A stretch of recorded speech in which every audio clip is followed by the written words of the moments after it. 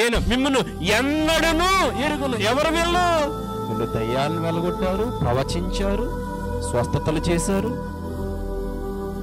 దేవుని సన్నిధికి వచ్చారు, ప్రార్థనలు ఉన్నారు, స్త్రీల సమాజంలో ఉన్నారు, వాక్యాలు, ఆత్మీయత, భక్తి ఇవన్నీ చేశారు. కానీ దేవుడు వీరిని ఉద్దేశించి నేను మిమ్మల్ని ఎన్నడూ ఎరుగను అను మాట ఎంత కఠినమిది.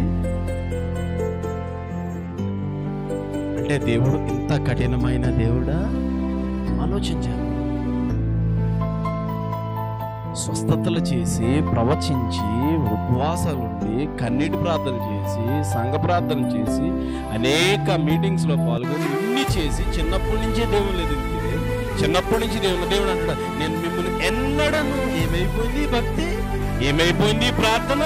ఏమైపోయింది ఆత్మీయత? ఏమైపోయింది?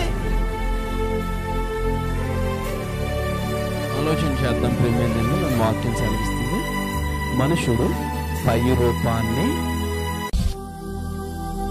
లక్ష్య పెడితే ప్రభువు హృదయాన్ని. అంటే దాని అర్థం ఏంటి? దేవుడు కౌంట్ చేసాడే అనుకో, దేవుడు ఒకవేళ గుర్తించాడే అనుకో, దేవుడు ఒకవేళ దృష్టించాడే అనుకో, పై రూపాన్ని బట్టి ఆయన స్పందించడం. అంటే దాని అర్థం ఏంటి? ప్రవచిస్తున్నారు, స్వస్థతలు చేస్తున్నారు, ప్రార్థనలు చేస్తున్నారు, ఉపవాసాలు, కన్నీటి ప్రార్థనలు, మీటింగ్స్, అన్ని సభలు ఎన్ని జరుగుతున్నాయి. ఎలా జరుగుతున్నాయి? వారి చిత్త ప్రకారముగా జరుగుతున్నాయి. ఉపవాస ప్రార్థనలు ఉన్నారు, ఎవరి చిత్త ప్రకారముగా? వారి చిత్త ప్రకారంగా. నువ్వు నీ చిత్తాన్ని నీ చిత్త ప్రకారముగా నువ్వు ప్రార్థించటం వలన, నువ్వు భక్తి చేయటం వలన అది నీకు కాదు, కుటుంబానికి కాదు, ఎవరికి కూడా ఉపయోగం లేదు. మనం ప్రార్థిస్తే, మనం ఉపవాసం ఉంటే, మనం ప్రభువుని ఎదిగితే ఎలా ఎదగాలి, ఎలా ప్రార్థించాలి, ఎలా ఆత్మీయంగా ఉండాలంటే ప్రభు చిత్తాన్ని నెరవేర్చే వారుగా జీవించాలి.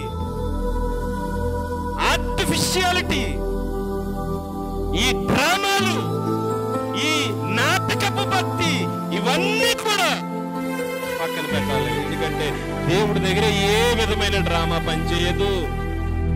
నీకు నచ్చినప్పుడు నువ్వు దేవుడిని ప్లీజ్ చేసి, నచ్చినప్పుడు నువ్వు పక్కన పెట్టి, నీకు అవకాశం ఉన్నప్పుడు దేవుడిని ఆరాధించి, అవకాశం లేనప్పుడు చూద్దాంలే అనేటువంటి భావాలు దేవుడి దగ్గర పనిచేయవు.